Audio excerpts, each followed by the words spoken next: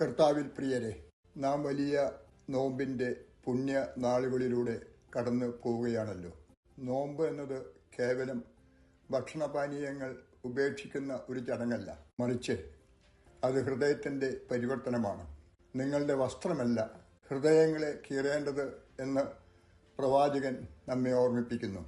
ഇന്ന് നാം ചിന്തിക്കുന്ന 3 വേദഭാഗങ്ങളും വിരൽ ചൂണ്ടുന്നത് ഒരു പ്രധാന സത്യത്തിലേക്കാണ്. ദൈവത്തോട് നിരപ്പാകുന്നതിന് മുൻപ് നാം നമ്മുടെ സഹോദരങ്ങളോട് നിരപ്പാകണം. ക്ഷമയുടെയും ആലിംഗനത്തിൻ്റെയും പാഠം ഉൽപ്പത്തി 33 മുതൽ 1 മുതൽ 10 വരെയുള്ള വാക്യങ്ങൾ. യാക്കോബും ഏശാവും തമ്മിലുള്ള കണ്ടുമുട്ടൽ വിശുദ്ധ ബൈബിളിലെ ഏറ്റവും മനോഹരമായ ഒരു അനുരഞ്ജന രംഗമാണ്.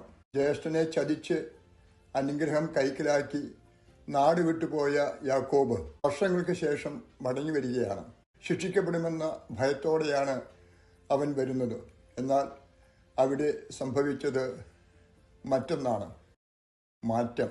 ഏശാവ് ഓടിച്ചെന്ന് യാക്കോബിനെ കെട്ടിപ്പിടിച്ച് ചുംബിക്കുന്നു.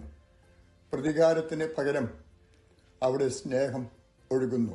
ദൈവദർശനം. അനുരഞ്ജനപ്പെട്ട ശേഷം യാക്കോബ് പറയുന്ന ഒരു വാചകമുണ്ട്: നിന്റെ മുഖം കണ്ടത് ദൈവത്തിൻ്റെ മുഖം കണ്ടത് പോലെയായിരിക്കുന്നു.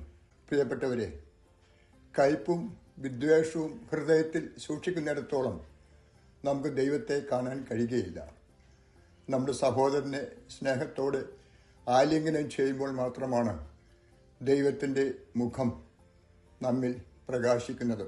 രണ്ടാമത്തെ വിഷയം എഫേസ്യർ 2:13 മുതൽ 22 വരെയുള്ള വാക്യങ്ങളെ ആധാരമാക്കിയാണ്.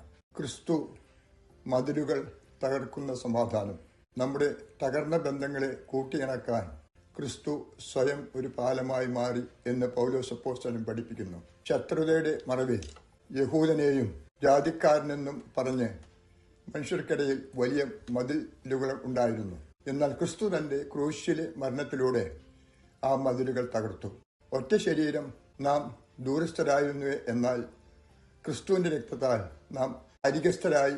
നാം ഇപ്പോൾ അപരിചിതരല്ല, മറിച്ച് ദൈവത്തിന്റെ ഭവനത്തിന്റെ അംഗങ്ങളാണ്. ക്രിസ്തു തന്റെ രക്തം ചിന്തി തകർത്ത ശത്രുതയുടെ മതിലുകൾ നമ്മുടെ അഹങ്കാരം കൊണ്ട് നാം വീണ്ടും പണിയുന്നുണ്ടോ എന്ന് ഈ നോമ്പുകാലത്ത് പരിശോധിക്കാം. മൂന്നാമത്തെ നമ്മുടെ ചിന്താവിഷയം മത്തായിയുടെ സുവിശേഷം 5-ാം അധ്യായം 21 മുതൽ 26 വരെയുള്ള വാക്യങ്ങളെയാണ്. ബലിപീഠത്തിന് മുൻപിലെ അനുരഞ്ജനം. യേശുവിന്റെ വാക്കുകൾ വളരെ ഗൗരവമേറിയതായി അവൻ പറയുന്നു. നീ ബലിപീഠത്തിൽ വഴിപാട് അർപ്പിക്കുമ്പോൾ സഹോദരന് നിന്നോട് എന്തെങ്കിലും വിരോധമുണ്ടെന്ന് അവിടെ വെച്ച് ഓർത്താൽ ആദ്യം പോയി സഹോദരനോട് നിരപ്പാകുക. ആരാധനയുടെ നിബന്ധന ദൈവവുമായുള്ള ബന്ധം ശരിയാകണമെങ്കിൽ സഹോദരനുമായുള്ള ബന്ധം ശരിയാകണം. അവരനോട് വിദ്വേഷം വെച്ചുകൊണ്ട് നാം ചെല്ലുന്ന പ്രാർത്ഥനകൾ ദൈവസന്നിധിയിലെത്തുന്നില്ല. വഴിയിൽ വെച്ച് തന്നെ നിരപ്പാകുക എന്ന് കർത്താവ് പറയുന്നു. നോമ്പ് കഴിയുന്നതുവരെയോ നാളെ വരെയോ കാത്തു നിൽക്കരുത്. മാറ്റം ഇപ്പോഴാണ് ഉണ്ടാകേണ്ടത്. എൻ്റെ വാക്കുകളെ ഉപസംഹരിക്കുകയാണ്. പ്രിയമുള്ളവരെ, അനുരഞ്ജനം എന്നത് തോറ്റുകൊടുക്കലല്ല, മറിച്ച് ക്രിസ്തുവിനെ പോലെ ജയിക്കലാണ്. യാക്കോബ് ഏശാവിനോട് നിരപ്പായപ്പോൾ ഒരു കുടുംബത്തിൻ്റെ ശാപം നീങ്ങി. ക്രിസ്തു നമ്മോട് നിരപ്പായപ്പോൾ ലോകത്തിന് രക്ഷ ലഭിച്ചു.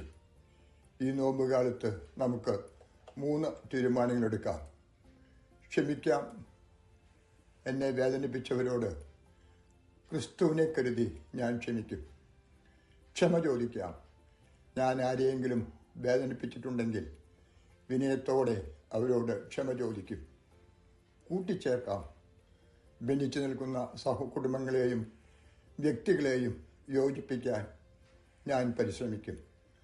നമ്മുടെ ഉപവാസവും പ്രാർത്ഥനയും ദൈവം സ്വീകരിക്കണമെങ്കിൽ നമ്മെ ഹൃദയങ്ങളിൽ നിന്ന് പകയുടെ കല്ലുകൾ നീക്കം ചെയ്യാം. ക്രിസ്തു എന്ന മൂലക്കല്ലിന്മേൽ പണിയപ്പെട്ട വിശുദ്ധ മന്ദിരമായി നമുക്ക് മാറാം. നമുക്ക് പ്രാർത്ഥിക്കാം. കർത്താവേ, തകർന്ന ബന്ധങ്ങളെ കൂട്ടിച്ചേർക്കുന്ന അങ്ങയുടെ സ്നേഹം ഞങ്ങളിലേക്ക് പകരണമേ. മറ്റുള്ളവരുടെ തെറ്റുകൾ ക്ഷമിക്കാനും വിനയത്തോടെ നിരപ്പാകാനും ഞങ്ങളെ സഹായിക്കണമേ. ഈ നോമ്പുകാലം ഞങ്ങൾക്ക് ആത്മീയമായ ഒരു തുടക്കമാകട്ടെ. ആമേൻ.